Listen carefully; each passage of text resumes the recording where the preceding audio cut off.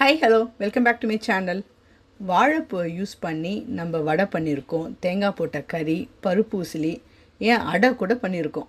இன்றைக்கி நம்ம இந்த வாழைப்பூவை வச்சு புளிக்கூட்டு பண்ண போகிறோம். வாங்கோ இந்த வாழைப்பூ புளிக்கூட்டு பண்ணுற நமக்கு என்னென்ன பொருள் வேணும் அப்படிங்கிறத பார்க்கலாம். வாழைப்பூவை நறுக்கி மோரில் போட்டு வச்சுருக்கோம். நீங்கள் என்றைக்கு நறுக்கிறீங்களோ அன்றைக்கே நீங்கள் இதை கூட்டு பண்ண போகிறீங்க அப்படின்னா கூட இதை நறுக்கும் போதே மோரில் போட்டுருங்கோ, இல்லைன்னா இது ரொம்ப சீக்கிரமாக கருத்து போயிடும். நீங்கள் இது 2-3 நாள் கழித்து யூஸ் பண்ணுறீங்கன்னா அது அப்படியே ஃப்ரிட்ஜில் ஸ்டோர் பண்ணிவிடுங்க. மோரோடையே மேலே இருக்கிற லேயர் மட்டும் லேசாக கருப்பாக இருக்கும், பட் உள்ளே அது நல்லா எந்த கலரில் இருந்ததோ நம்ம நறுக்கி வைக்கும்போது அது அப்படியே இருக்கும். ஸோ நமக்கு வேண்டிய அளவு வாழைப்பூவை எடுத்து நல்லா க்ளீன் பண்ணிவிட்டு இதை குக்கருக்கு மாற்றிட்டு வேண்டிய அளவு தண்ணி, அது முழுகிற அளவுக்கு தண்ணியை விட்டு 1/2 ஸ்பூன்லேருந்து 3/4 ஸ்பூன் மஞ்சள் பொடியை போட்டு 3 விசில் வர வரைக்கும் குக் பண்ணி எடுத்துடலாம். அடுத்து இந்த கூட்டுக்கு தேவையான பருப்பு, இதுக்கு 3 பருப்பு சேர்த்துருக்கோம். கடலைப்பருப்பு, பருப்பு, பைத்தம்பருப்பு 3த்தையும் சேர்த்து நல்லா க்ளீன் பண்ணிவிட்டு தேவையான அளவு மஞ்சள் பொடி, தண்ணியை விட்டு நம்ம நார்மலாக எப்படி பருப்பை வேக வைப்போமோ அதே மாதிரி வேக வச்சு எடுத்துக்கலாம். இப்போ இந்த கூட்டுக்கு தேவையான மசாலாவை ரெடி பண்ணிக்கலாம். இப்போ ஒரு கடாயில் எண்ணெய் விடாமல் 2 ஸ்பூன் கடலைப்பருப்பு, 2 ஸ்பூன் தனியா, 2 ஸ்பூன் உளுத்தம் பருப்பு, காஞ்ச மிளகாய் 7லேருந்து 8, உங்களுக்கு காரம் நிறைய தேவைப்பட்டதுன்னா 10 வரைக்கும் சேர்த்துக்கலாம். மிளகு 1 ஸ்பூன் சேர்த்து இதை எண்ணெய் விடாமல் அடுப்பை மீடியம் ஃப்ளேம்லேயே வச்சு நல்லா ஃப்ரை பண்ணுங்க.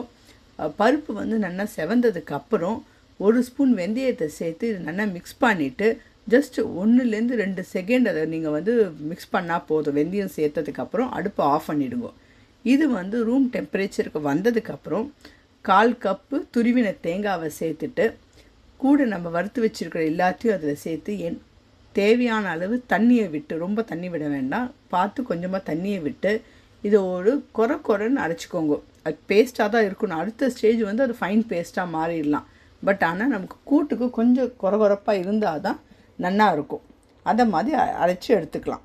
இப்போ கூட்டு பண்ணுறதுக்கு ஒரு கனமான பாத்திரத்தை எடுத்துட்டு அதில் 2 ஸ்பூன் எண்ணெயை விட்டு எண்ணெய் நல்லா சூடானதுக்கப்புறம் ஒரு காஞ்ச மிளகாவை கீறி அதில் சேர்த்துக்கலாம். கூடவே கடுகு, பெருங்காயத்தை சேர்த்துக்கலாம். கடுகு நல்லா வெடித்ததுக்கப்புறம் நம்ம வேக வச்சு எடுத்துருக்கிற வாழைப்பூவை அதில் சேர்த்துட்டு நல்லா மிக்ஸ் பண்ணுங்க. மேக்ஸிமம் வாழைப்பூவில் தண்ணி இருக்கக்கூடாது.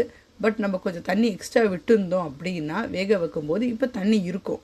அந்த தண்ணியை வேஸ்ட் பண்ணாமல் அதையும் சேர்த்துக்கோங்க. இதுலேயே நல்லா மிக்ஸ் பண்ணி விட்டுட்டு நம்ம ஊற வச்சுருக்கிற புளியை கரைச்சி அதில் இருக்கிற தண்ணியை இதில் சேர்த்துட்டு நல்லா கொதிக்க விடுங்க. தாளிப்பு கடைசியாக தான் தாளிப்போம். பட் நான் எனக்கு அன்னி பொழுதுக்கு எவ்வளோ டைம் இருக்கோ அதை பொறுத்து தான். எனக்கு டைம் ஆகிடுச்சுன்னா நான் முதலையே தாளிச்சிடுவேன்.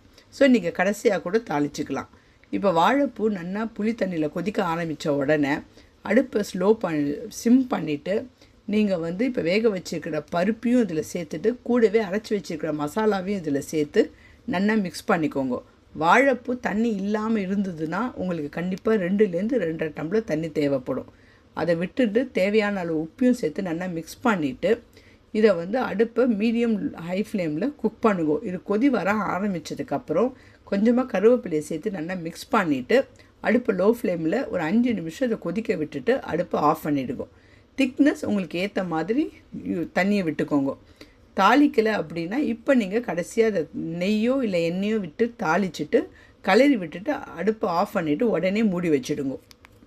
வாழைப்பூ புளிக்கூட்டு தோசை இல்லை சப்பாத்திக்கு தொட்டுன்னு சாப்பிடும்போது ரொம்பவே நல்லாயிருக்கும். இல்லை நமக்கு ரொம்ப சிம்பிளான ஒரு சுட சுட சாதத்தில் கொஞ்சமாக நெய்யோ இல்லை எண்ணெயோ விட்டு சாப்பிட்டேன்னா சான்ஸே இல்லை, ரொம்ப சூப்பராக இருக்கும். புளிக்கூட்டு ரொம்பவே சிம்பிளான ரெசிபி. இதை கண்டிப்பாக ட்ரை பண்ணி பார்த்துட்டு உங்களுக்கு எப்படி வந்தது அப்படிங்கிற ஃபீட்பேக்கை என் கூட ஷேர் பண்ணுங்க. கூடவே இதோட டீட்டெயில்டு ரெசிபி என்னோடய வெப்சைட்டில் இருக்குது, அதையும் செக் பண்ணுங்க. நீங்கள் ட்ரை பண்ணிவிட்டு உங்களோட ஃபீட்பேக்கை என் கூட ஷேர் பண்ணேன்னா என்னோடய வெப்சைட்டில் நீங்கள் சப்ஸ்கிரைப் பண்ணும்போது மந்த்லி நியூஸ் லெட்டரில் உங்களோட பேரும் நீங்கள் என்ன எனக்கு ஃபீட்பேக் கொடுத்தீங்களோ அதை அங்கே டிஸ்பிளே பண்ணுவோம் நாங்கள். ஸோ இதை கண்டிப்பாக ட்ரை பண்ணி பார்த்துட்டு உங்கள் ஃபீட்பேக்கை என் கூட ஷேர் பண்ணுங்க. தேங்க்யூ.